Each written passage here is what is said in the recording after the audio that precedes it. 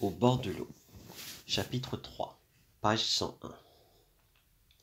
Messire Shi se rend nuitamment à la sous-préfecture de Yuanyin.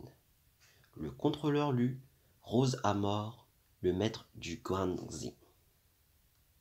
Ah donc, nous dit l'histoire. Shi Jin s'exclama. Que faire?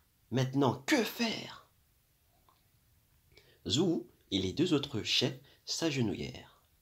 Frère aîné, dirent-ils, vous êtes un homme à la réputation sans tache. Ne vous laissez pas impliquer dans une mauvaise affaire à cause de nous. Allez plutôt chercher une corde et nous livrer. Nous ligoter au magistrat contre la récompense promise. Ainsi, vous nous épargnerez la honte de vous avoir fait perdre la face. Shinzi se récria. Comment pourrais-je agir ainsi? Dans ce cas, j'apparaîtrai comme celui qui vous a attiré ici afin de vous livrer pour de l'argent. De quoi devenir sans raison la risée du monde entier. Non, si vous viviez, je vivrais avec vous. Mais s'il faut mourir, nous mourrons ensemble. Relevez-vous et assurez-vous, nous trouverons une meilleure solution. Attendez seulement que je tire au clair les raisons et les causes de cette histoire. Shi Jin grimpa à l'échelle et s'enquit. Vous deux, pourquoi donc venir en pleine nuit, à la troisième veille, assaillir mon domaine? Les deux officiers répondirent. Messire, vous avez encore l'impudence de nier. Jetez donc un coup d'œil sur votre accusateur Li Jin, ici présent. Shi Jin le hala. Li Ji, qu'as-tu à calomnier un innocent? Moi, je n'étais au courant de rien, répondit Li Ji. J'ai ramassé dans les bois la réponse portée par Wang le quatrième, et je l'ai aussitôt fait lire au magistrat de la sous-préfecture. C'est alors que tout a commencé. Shi Jin cria à Wang. Tu m'as dit qu'il n'y avait pas de réponse. D'où vient cette lettre alors? Eh bien, expliqua Yang, dans un moment d'ivresse, votre serviteur l'a oublié. Bête brute, hurla Shi Jin. Qu'allons-nous faire maintenant? À l'extérieur, les hommes de la milice du gouverneur craignaient la valeur martiale de Shi Jin, n'osant pas donner l'assaut au manoir pour s'emparer des brigands.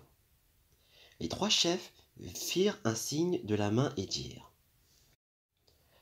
Acceptons donc ce qu'il demande, là-bas dehors. Shi Jin comprit ce qu'il entendait par là, et, du haut de son échelle, cria. Vous, les deux officiers, inutile de donner l'assaut. Pour l'heure, reculez d'un pas. Je vais moi-même les ligoter et sortir les livrer au magistrat contre récompense. Les deux officiers, qui redoutaient Shi Jin, n'hésitèrent pas à y consentir. Nous autres, dirent-ils, nous n'avons rien à voir dans cette affaire. Nous attendons que vous sortiez avec les prisonniers pour aller ensemble réclamer la prime. Shi Jin descendit de l'échelle, se rendit devant la grande salle, empoigna d'abord Wang le quatrième et l'entraîna dans le jardin intérieur, puis il saisit un sabre et le trucida. Alors il cria à nombre de ses fermiers de rassembler tout ce qu'il avait d'objets de valeur, précieux et peu encombrants, et de tout ranger, tandis qu'on allumait 30 ou 40 berliots. À l'intérieur, Shi Jin et les trois chefs des brigands s'armèrent de pied en cap et se cuirassèrent.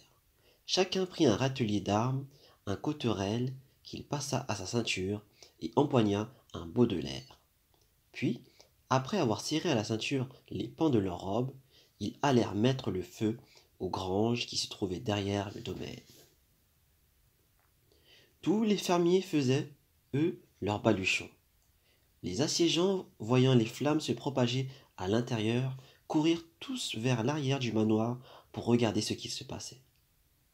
Mais Shi Jin était déjà revenu à la salle centrale, qu'il incendia également. Ensuite, ouvrant toutes grandes les portes du manoir, il se rua dehors, sabre au poing, en poussant des cris sauvages. Shi Jin était en tête. Zhou et Wang Cheng se trouvaient au centre. Shen Da fermait la marche avec les petits goujats d'armée et les fermiers. Et de frapper, et de cogner, et de feinter à l'ouest pour foncer à l'est. Shi-Jin, disons-le, était un vrai tigre. Qui donc eût été de taille à lui barrer le passage? Tandis que par derrière le brasier grandissait partout, il s'ouvrit un chemin à coups de sabre, et dans son assaut victorieux, tomba justement sur les deux officiers et Li Jin. En les voyant, Shin-Jin enragea. Comme on dit, quand deux ennemis s'aperçoivent, leurs yeux brillent extraordinairement. Les deux officiers sentirent que la situation devenait critique. Ils firent demi-tour et prirent la fuite. Li Jin, lui aussi, s'apprêtait à enfiler la venelle, mais Shin-Jin était déjà sur lui. Il leva son bot de l'air et d'un coup lui trancha la tête. Quant aux deux officiers, qui allaient tirer leur grug, ils furent bientôt rejoints par Shenda et Yang Chun, qui les gratifièrent chacun d'un coup de sabre et tranchèrent leur destinée. Le gouverneur de la sous-préfecture, pris de panique, tourna bride et repartit au galop.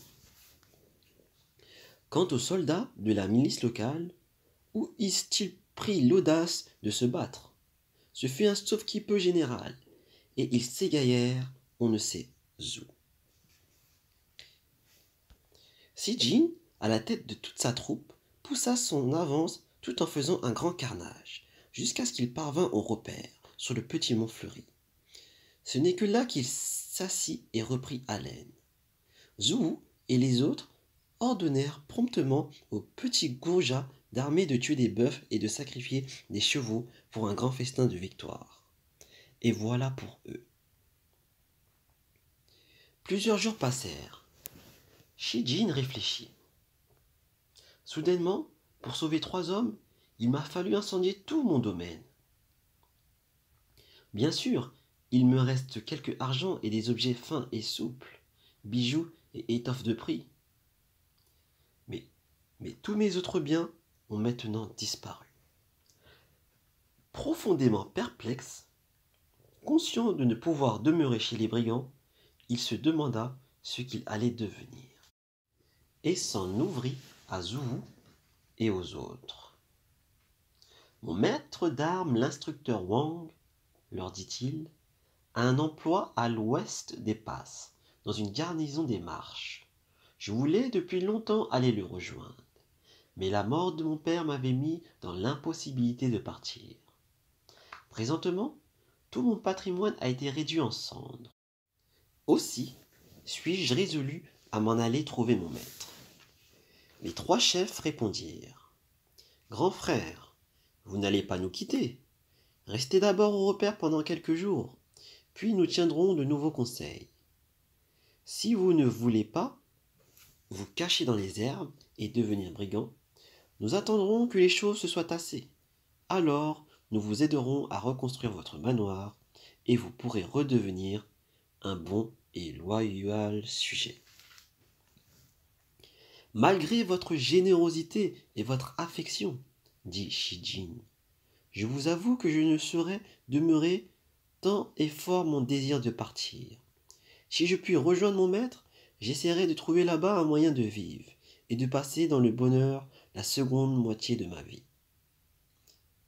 Frère aîné, dit Zhou, et si vous deveniez ici le chef du repère, ne seriez-vous pas heureux?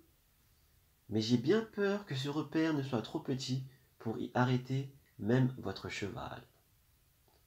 Je suis un homme honnête et intègre. Comment accepterais-je de déshonorer en me faisant brigand ce corps que m'ont donné mes parents? Ne m'en parlez plus jamais. Shi-Jin resta encore quelques jours, puis résolut définitivement de partir. Zhou et les autres essayèrent par tous les moyens de le retenir, mais en vain. Shi-Jin laissa au repère les fermiers qu'il avait amenés.